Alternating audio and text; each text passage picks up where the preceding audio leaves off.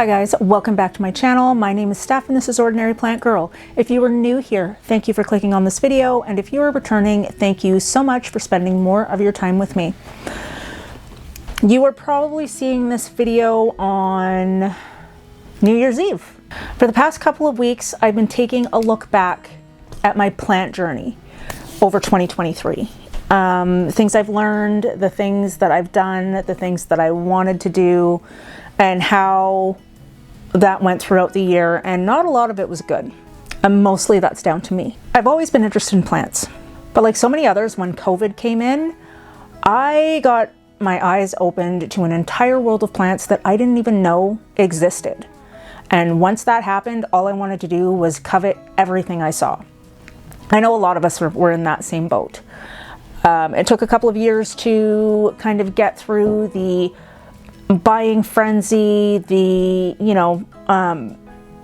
all of that, just having to buy what it was you saw right away so that somebody else didn't get it first. I was definitely a victim of that. The one thing that I did try to keep a handle on was how much I spent at any given time. And what I noticed was that over the years that kind of increased with any given month, depending on what it was that I saw. So as time went on, I found what plants I liked and what plants I could grow. And a lot of the times the two didn't go together. I had a lot of buying plants that I fell in love with, and it just wouldn't work out for me. They would die, or I would kill them. Either way, it just didn't work out. So looking forward into 2024, I know what it is I'm going to strive for in the next year. And I've actually made a little bit of a list here for what I'm going to be doing, my plant goals of 2024. So the first thing that I want to do is curate my collection. I have a lot of plants that I don't love. And what I want to do is make sure that I only have the plants in my collection that I do love. And I know that's going to be a little bit of give and take. I know that I'm probably going to buy a plant that I think I love, and it's not going to turn out that way, and I just have to be able to let it go. So the number one thing that I want to do across the entire year is just make sure that I curate my collection to the best of my ability. I don't need over 200 plants. And when I say over 200 plants, I am including propagations. I'm including plants that have been doing absolutely nothing for years, but yet I hang on to them just for the sake of having them, or somebody gave it to me. I have to be able to make my collection that I want it to be. So part of that is going to be a discovery process. I mean, I do know a lot of what I want to do with my collection. Now it's going to be following through with that and growing those plants to the best of my ability in the conditions that I have for them. The second thing that I want to do more in 2024 is experimentation. So I will actually end up doing a lot of experimentation behind the scenes that you guys don't see. I mean, as it is now, I've been experimenting with different mediums, and for the most part, what I usually end up doing is taking something basic and experimenting with it. For example, my golden pothos, I have two of them that I constantly cut from, and I will try to experiment with those. But I want to step it up a little bit and maybe start experimenting with some of the more expensive plants. Do I feel comfortable about it? I'm not exactly sure. But again, an experiment that I have started behind the scenes, but I'm making a video on because I do want to take you guys along with me for those journeys, is I cut up my Thai constellation. So I've had my Thai since February of 2020, I believe, and it has struggled the entire time I've had it. When I got it, it had 3 leaves, and when I got it, one was broken, so it had to like recuperate, come back. The next leaf that came out was almost completely cream. Because of that, I didn't realize that that leaf got thrips because I couldn't see them, and I lost that leaf. So again, top of the plant, had to recover. After that, the next few leaves that it gave me were very, very small. So at the beginning of the month, I was wandering around. I was kind of checking my plants late. And sometimes I have a habit of, when I'm going to turn off my grow lights and stuff, I'll take a quick look at the plants and see how they're doing. Well, I came across my Thai, and I had noticed that it hadn't been looking very well the past few weeks. And I just spent a lot of time just not thinking about it, because it is one of my favorite plants, and I was literally terrified to do anything with this. Anyway, I took a look at it. It didn't look like it was doing its best, so I started feeling the aerial roots. So there were aerial roots that were coming off the stem that were going into the soil. And the very first aerial root that I touched caved in and was hollow. Hollow. That just brought out absolute panic. So at that point, I took the plant. The first thing I wanted to do was unpot it, see what the roots were doing, and then kind of go from there. So I didn't drag the camera out to do this, because at that point I was just in panic mode. I didn't want to lose this Thai. I've had it almost 4 years, and I was just not ready for that. So I took it out of the pot, noticed that it did have quite a bit of root rot. I cut all the root rot off, and at that point decided that I was going to cut it up node for node. Some of those nodes still have leaves on them, but node for node. So now, instead of having one Thai constellation, I have the potential of having 6 Thai constellations. And that's fine. These are propagations that, in my mind, if they all take, I will be potting them all up together just to make one big giant Thai. That is what I want. I don't just want one vine. I want just all of them in there to make one big bushy plant. So that's something that I'm working on. And for me, it's an experiment with, you know, at the time that I bought it, it was the most expensive plant that I had bought. And I think it was $95. And it was the most expensive plant that I bought. But now it's cut into pieces. I do have to say though, that all of the leaves so far are doing okay. So that is an upcoming video that you guys will get to see. And hopefully you can follow along with how this whole thing works out. But that also leads me to one of the things in 2023 that I did very badly, was include you guys on updates of things that I was doing.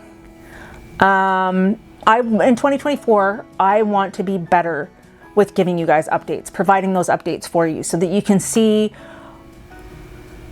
how whatever it is that I do affects my plants and my collection. So that is something that I definitely want to strive harder for in 2024, is I want to be able to give you guys the updates. So the thing is that I'll probably still do it the same way that I would, you know, sort of do it before. And they would basically be updates by genus, just because it's easier for me to do things that way. But that doesn't mean that they'll always be. Right? Like, we have no idea what the future holds. So it is possible that you're going to get updates on plants of mine that you just never see. And that is another thing that I want to make sure of. I've got so many plants that you guys probably don't even know I have, or have forgotten I have, or just haven't seen for a really long time. And I want to make sure that I give you guys the updates on those plants as well. And I can see right now that I'm going to have to cut up my Syngonium Geopens.